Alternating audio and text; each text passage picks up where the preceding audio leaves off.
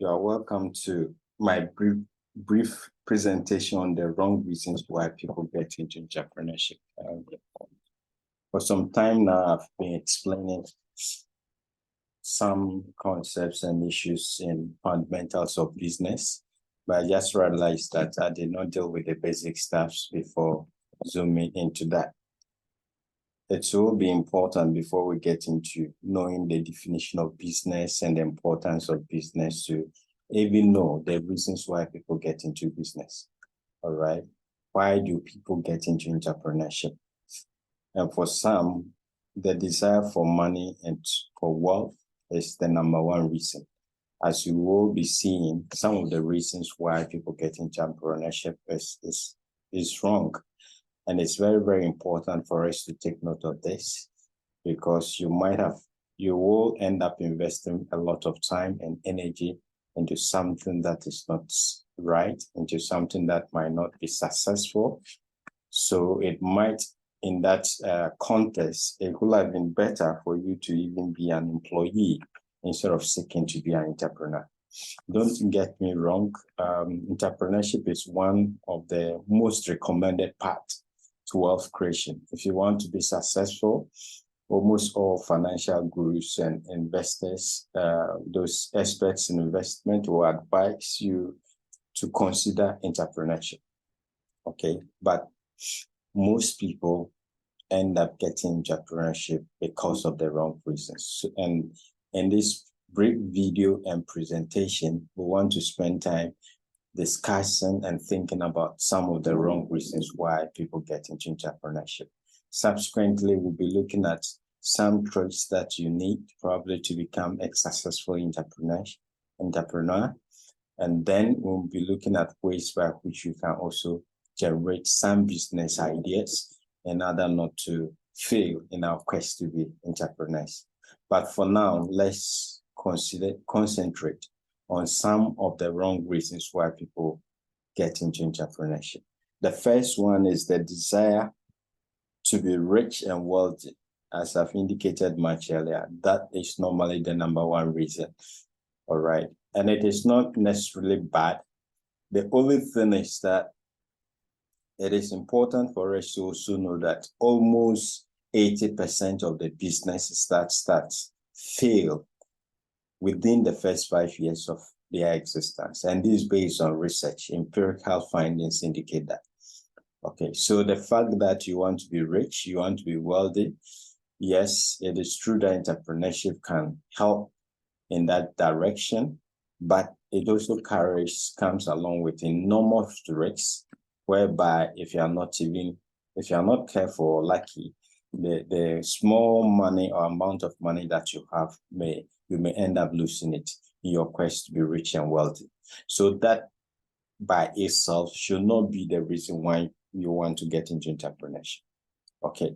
The second common reason why people want to get into entrepreneurship is the desire. They don't want to have a boss, right? The desire for autonomy, for independence, to get to do things when they want to do them. They don't want to have a boss. It's another reason why people think that they should start their own business.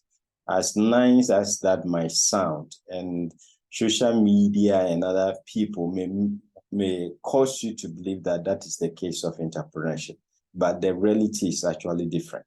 Okay. When you own a business or you're an entrepreneur, the only stakeholder probably you might be able to control will be your employees.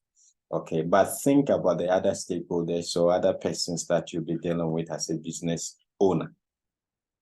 Okay, number one, if you're dealing with your customers, you cannot be a boss over your customers. All right.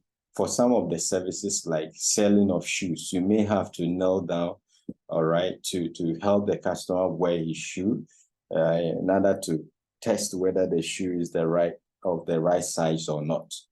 All right. And you have to learn how to treat them nicely, talk to them nicely, smile even when you don't feel like smiling. Within that context, you can't call yourself a boss, all right? And generally, you have to learn to serve people well if you want to take their money or get any form of reward from them. So that idea it's not totally correct. If you move beyond customers and you think about creditors, it becomes worse. All right. The after you have gone for their money, the after their money, you have to know how to talk to them well. In fact, when you are even on your way to get the money from either financial institutions or individual lenders and creditors, you cannot go and be bossy. You need to be able to present the case in a very humble and appealing way before they'll be willing to pay their money to you. And after that, also, you must work hard in order to be able to pay back their money with interest.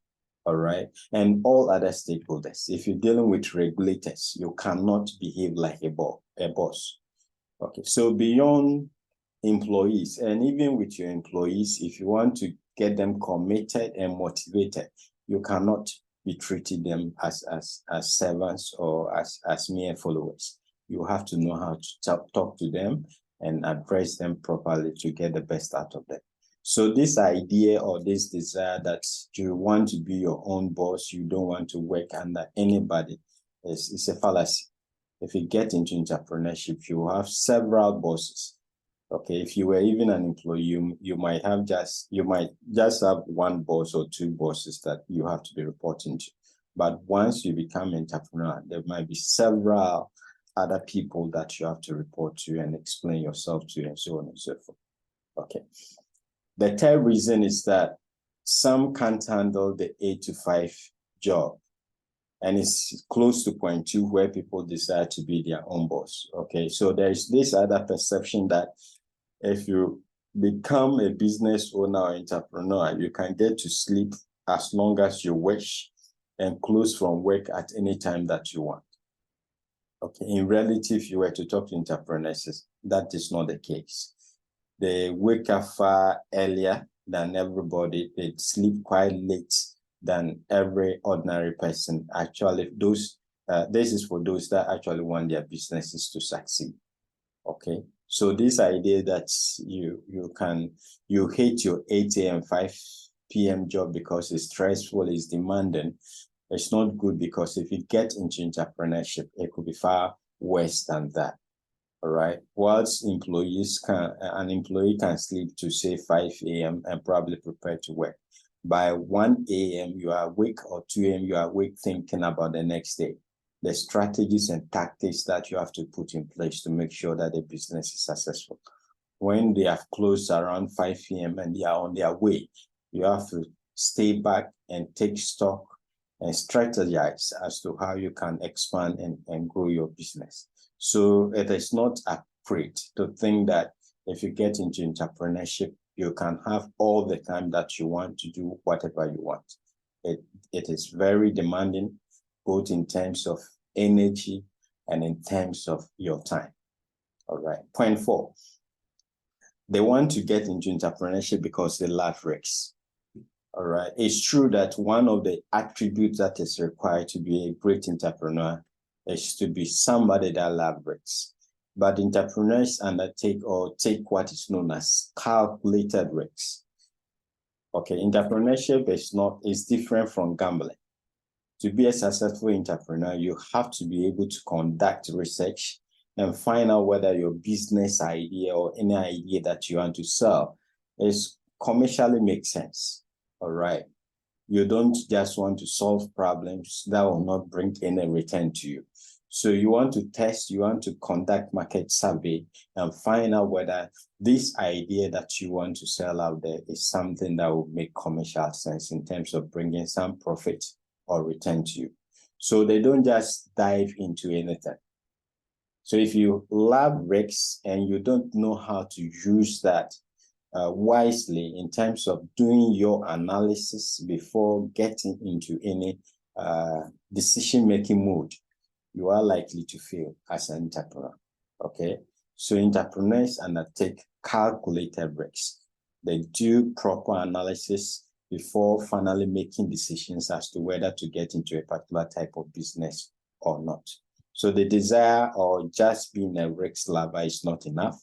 You with just the raw risks, the love for risks, you are likely to crash along the way. All right. You need to be able to do proper analysis and calculations before getting into entrepreneurship. So that is not a very good reason why you should become an entrepreneur. Point 5, they have no other choice. So this point, as much as I want to be sympathetic or yes, to empathize with people that find themselves into this situation, it might not be a good reason, because the fact that you have found yourself in a position where you have no other choice doesn't automatically make you a good entrepreneur. There are certain qualities and certain traits that you must have in order to be a successful entrepreneur. Okay, so the fact that you have time, most of the time they say they don't have any other choice. What it means that probably they are currently unemployed, or they are frustrated with their current job, and so they have no other choice than to get into business. All right. Yes, so you need to be careful. It's a situation that you can take a very wrong decision out of the pain of the moment or spur of the moment, and probably regret later. You need to be asking yourself whether you have what it takes, not just the availability of time. Do you have the tenacity? Do you have the grit? Do you have the passion? Beyond all that, do you have a commercially viable idea for it to succeed? All right. And for those that probably might already be having one type of job or the other, don't just quit because you feel frustrated. That is not a wise decision. You may want to start your own idea or business whilst you currently are on your job, presently at your job. Okay, when you close or during weekends, you may want to pursue that and find out whether the returns from this particular idea could sustain you if you finally decide to quit your job. Don't just allow the frustrations of your current position cause you to quit your job, and then with that tension and stress and spur of the moment decision, you want to get into business. The chances are that you are likely to make a lot of mistakes along the way.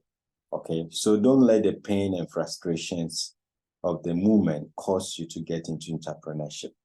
You might not have spent a lot of time doing the feasibility studies and doing all the analysis that is required to be able to succeed with the particular idea that you're seeking to pursue. Okay. The chief reason why some get into entrepreneurship is because they admire other entrepreneurs. And social media and the desire for some to show off their wealth has compounded this problem.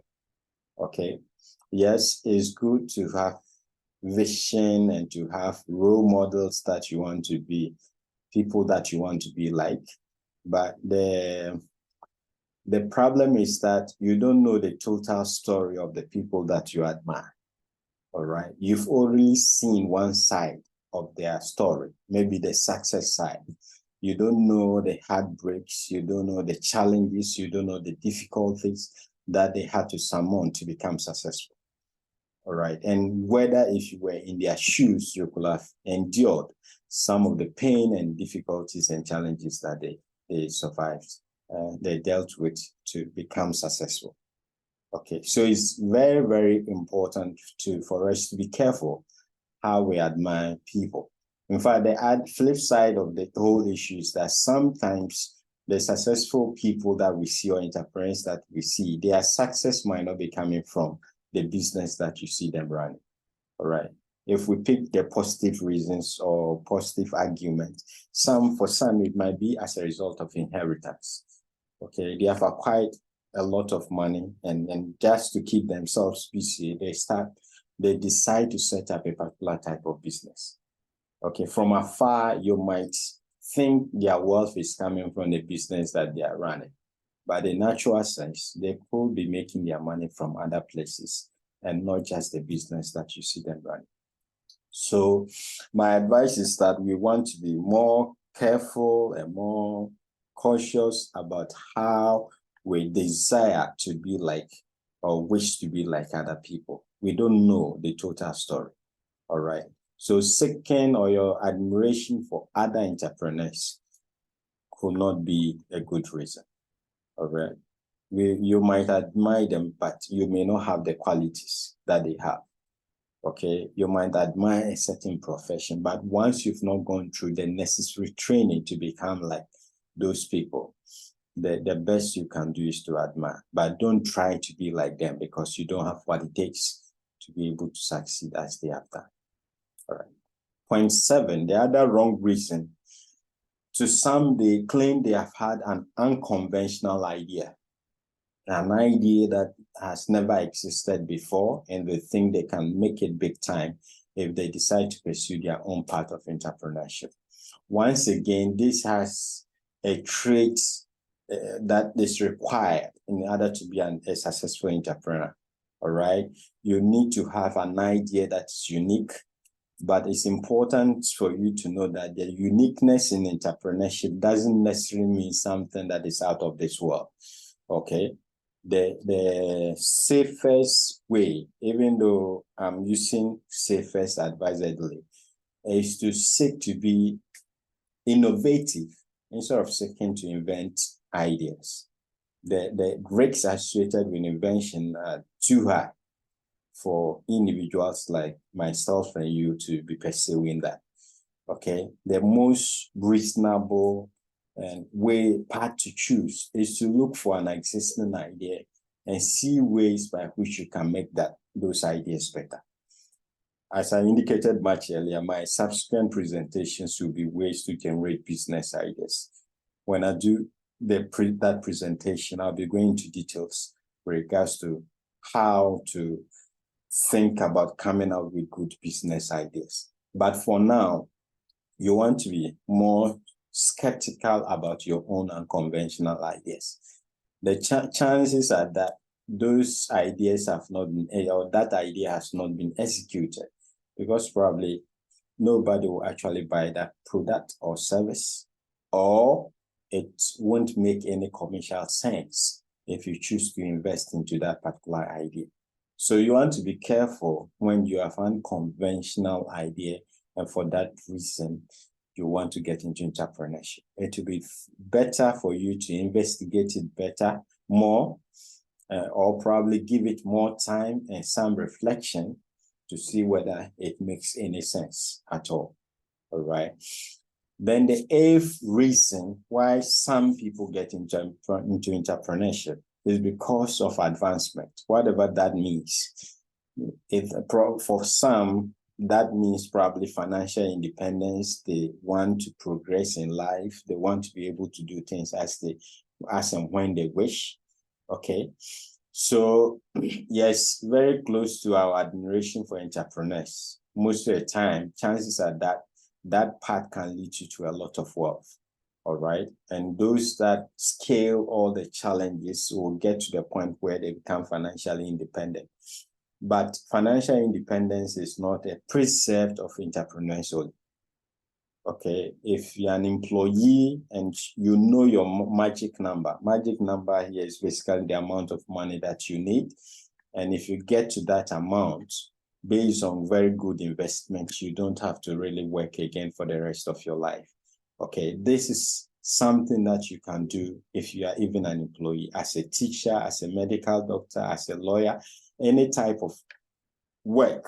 Okay, once you earn some money and you learn the principles of saving and investing wisely, you should be able to achieve some level of financial independence. So you don't necessarily have to take the path of entrepreneurship, even though I'm not discouraging you. If you have what it takes, yes, that is one of the best ways to become financially independent or gain financial freedom. But you want to be cautious. If you don't have what it takes, the traits, the abilities, the grit, the stamina to be a successful entrepreneur. You can work well as an employee, know how to spend the money that comes to you, learn how to save, learn how to invest, and by so doing, you can really advance your life. Okay, if that's just the reason why you want to get into entrepreneurship, you can still achieve that by being an employee. All right. The next one, very close to point 6, is this desire of challenge. And most of the time when I hear this, is within the context of people seeking to compare themselves with others. Okay, they want to compare themselves with their classmates. They want to compare themselves with somebody they attend church with who has become successful through entrepreneurship. All right, and all of a sudden, they also want to imitate that particular idea. Sometimes it's the same idea, sometimes it's just a different idea, but they also want to get into business to look like their friends or to challenge their friends. That is very, very, very wrong reason to get into entrepreneurship. Okay, our path in life, very different. Our callings are different. Our abilities, very different. So it is important to investigate and find out whether personally you have what it takes to be successful as an entrepreneur. And to find out whether your real motive, if you get the motive wrong, the chances are that you are not likely to be successful. So don't just get into business because your friends are into business. Don't just get into business because you want to show that you are also successful. No, that is not how it is done. Okay. Then the last point is that they don't currently have a job. So it's similar to the 5th point, I believe, where we're talking about the fact that some do not have a choice. Okay, so if you don't currently have a job, yes, there is the concept of entrepreneurship as a result of necessity, where because, especially in Southern Africa or South Africa, many people have gone into business because of the issue of apartheid and high level of unemployment and so on and so forth. Yes, so it's one reason that has driven a lot of people into entrepreneurship, but it is not really a very good reason because, as I indicated much earlier, you don't just need time to be successful. What you will normally have when you don't have a job is time. Okay, but that is not the only requirement. You need to have subjected yourself to a lot of training. You should have built certain traits and certain stamina. You should have also spent time. The number one point is spend time in identifying a need that you can serve in society. And this need must be commercially viable. It must make commercial sense, such that if you solve the problem for society, society will be willing to reward you in terms of money. Okay, so the fact that you currently don't have a job, probably if you are not wired for entrepreneurship, the best is to keep searching. Okay, keep searching until you find another job. Don't just rush into entrepreneurship if you don't have what it takes. It is better to be at point 0 than to be at point -10. And it can happen. Okay, how will it happen? If you currently don't have a job, yes, you might not have a lot of money, but you are not in debt. Okay, if you get into entrepreneurship, chances are that you may be borrowing money from other people. And once you burn this money, you have moved from point 0 into the negatives. So don't allow yourself to don't just push yourself into getting into entrepreneurship because of the current pain of unemployment. All right. That being said, most of the time, people that get into entrepreneurship out of necessity succeed because the pain itself builds in them grit, it builds in them tenacity, okay, and it builds in them the desire to succeed. And these are some of the qualities that are likely to make you successful.